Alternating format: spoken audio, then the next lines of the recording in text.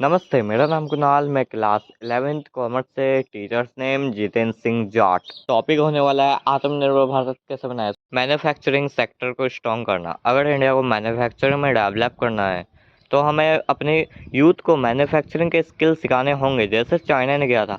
पहले उन्होंने foreign company को देश में आने दिया एंड उनके वर्कर्स के साथ उनके देश के वर्कर्स को काम करने का मौका दिया। एंड जैसे ही वर्कर्स स्किल्ड हुए तो उन्होंने खुद की कंपनियां चालू कर ली।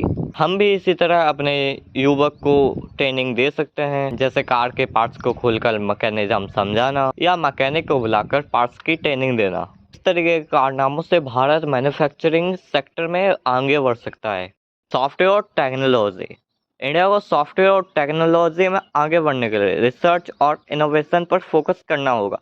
स्टार्टअप को सपोर्ट और फंडिंग देनी चाहिए ताकि नया सॉफ्टवेयर और ऐप्स डेवलप हो सके। स्कूल्स और कॉलेज में कोडिंग और टेक्नोलॉजी की प्रैक्टिकल ट्रेनिंग देनी चाहिए। फॉरेन कंपनी के साथ कोलैबोरेशन और नॉलेज शेयरिंग से नया स्किल सीखने में मदद मिलेगी।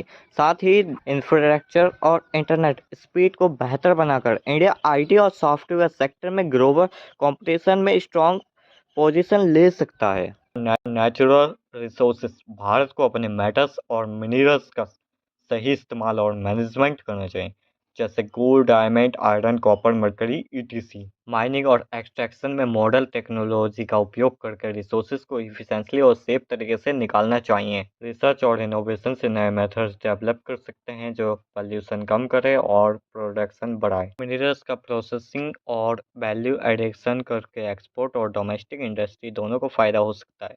इस तरह भारत अपने नेचुरल रिसोर्सेज में आगे बढ़ सकता है। इंफ्रास्ट्रक्चर और ट्रांसपोर्टेशन। भारत को अपना ट्रांसपोर्ट और इंफ्रास्ट्रक्चर सिस्टम मॉडर्न और एफिशिएंट बनाना चाहिए। रोड्स, रेलवे, पोर्ट्स और एयरपोर्ट्स को अपग्रेड करना जरूरी है ताकि गुड्स और लोग इजीली ट्रेवल कर सकें। पब्लिक ट्रांसपोर्ट और लॉजिस्टिक नेटवर्क को इम्प्रूव करके ट्रैफिक और कॉस्ट दोनों कम की जा सकती है। स्मार्ट सिटी और इंडस्ट्रियल कॉरिडोर्स डेवलप करके अर्बन और रूरल कनेक्टिविटी स्ट्रॉन्ग की जा सकती है। इससे इकोनॉमी फास्ट चलेगी, मैन्युफैक्चरिंग, ट्रेड और टूरिज्म सेक्टर में ग्रोथ मिलेगी।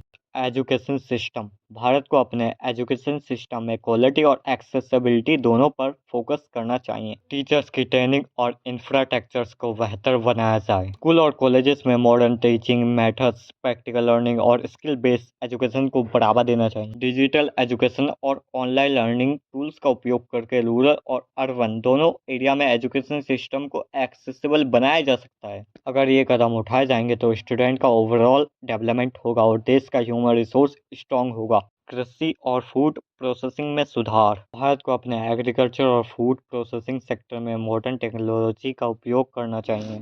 फूड प्रोसेसिंग इंडस्ट्री में इन्वेस्टमेंट और इंफ्रास्ट्रक्चर इंप्रूव करके एग्रीकल्चर प्रोडक्ट्स का वैल्यू एडिक्शन हो सकता है। फार्मर्स को ट्रेनिंग और फाइनेंस सपोर्ट देकर उनकी प्रोडक्टिविटी बढ़ाई जा सकती है। साथ ही स्टोरेज और कोल्ड चेन फैसिलिटी को स्ट्रॉन्ग करके फूड वेस्टेज कम किया जा सकता है। इससे फार्मर्स को फायदा होगा और देश की इकोनॉमी भी स्ट्रॉन्ग होगी। टूरिज्म को बढ़ाना।